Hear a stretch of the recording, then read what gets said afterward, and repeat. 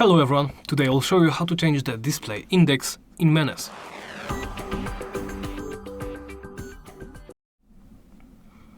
What does display index mean?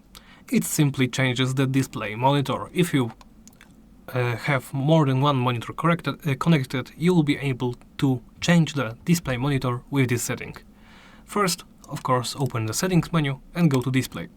Here you can change the display index. Simply grab this bar and scroll it across. I currently have two monitors connected, but I won't display this to you because it will break my recording. Unfortunately, OBS is recording only this monitor right here. After any changes made in this section, hit apply. If you aren't happy with the changes you made, simply hit restore defaults and hit yes. After you make your changes and hit apply, of course, hit back. And that's it.